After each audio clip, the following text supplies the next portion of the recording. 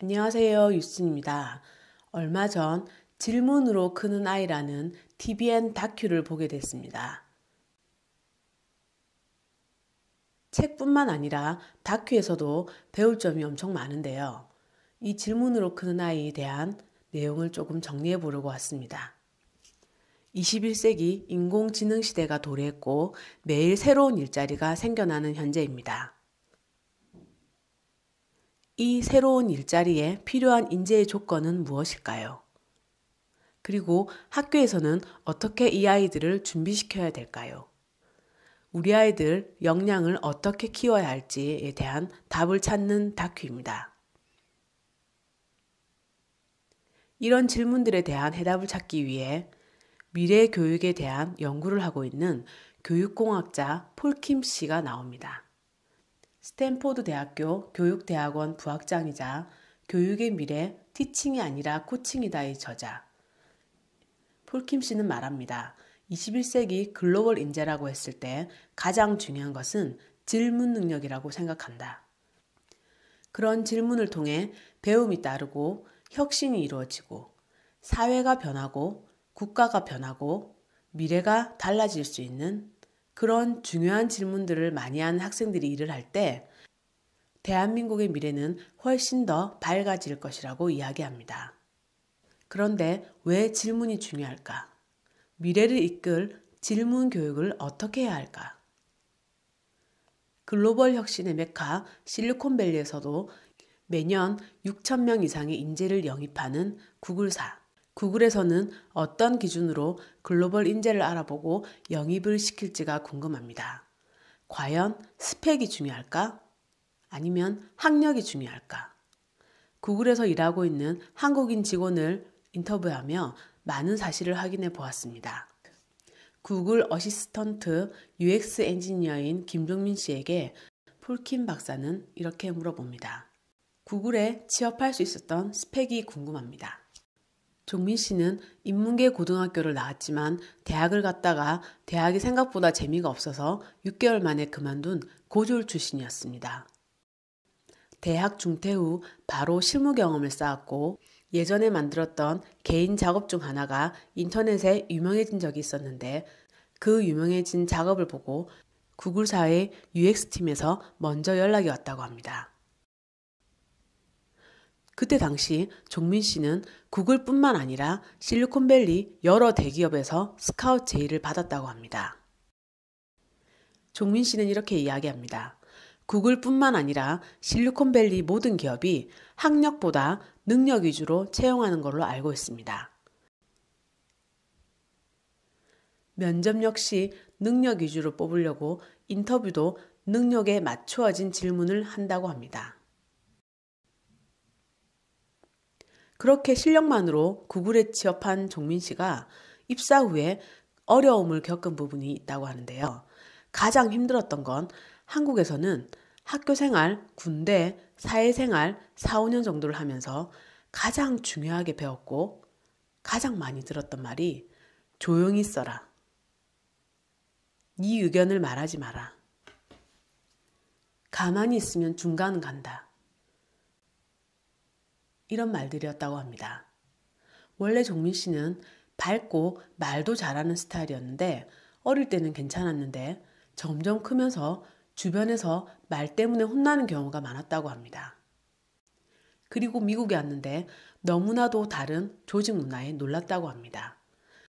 직책 지위와 관계없이 인턴이라도 자유롭게 의견을 내는 게 흔한 일이었고 한국 사회라면 쉽게 볼 수 없는 문화였다고 합니다.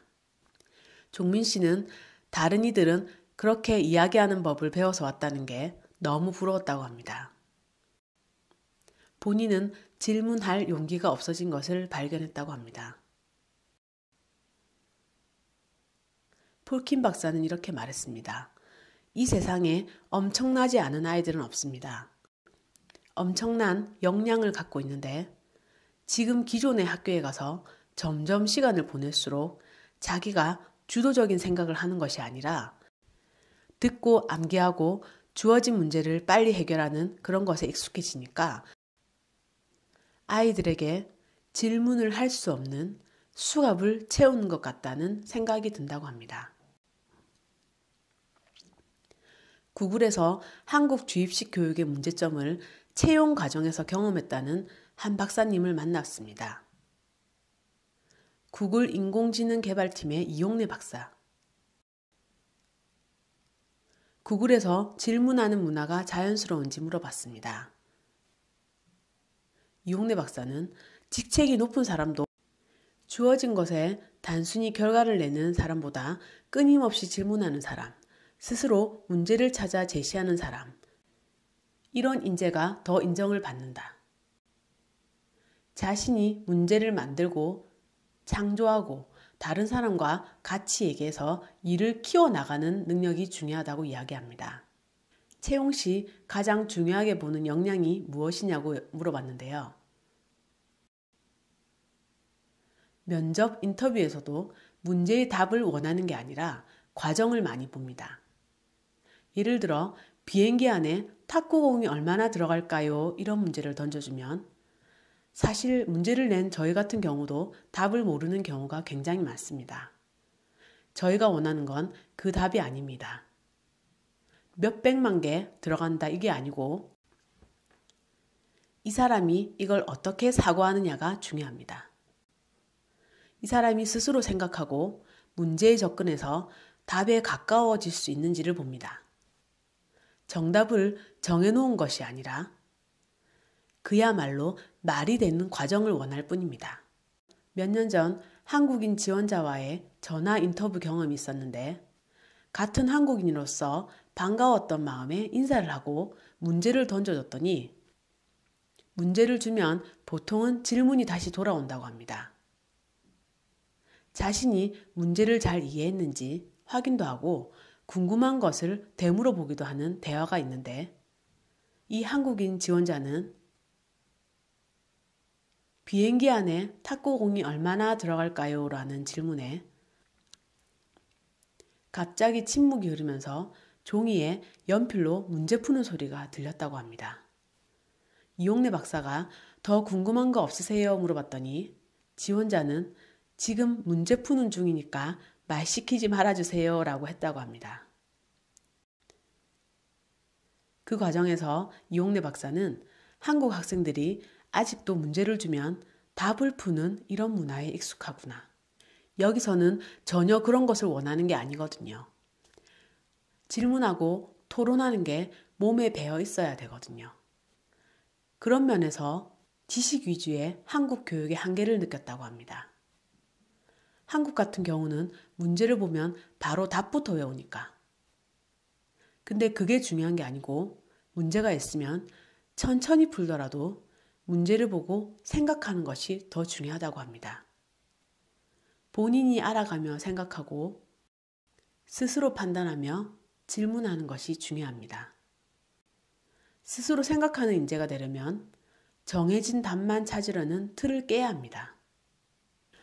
오늘은 질문으로 크는 아이 다큐에서 글로벌 기업이 원하는 인재상에 대한 내용 살펴보았습니다.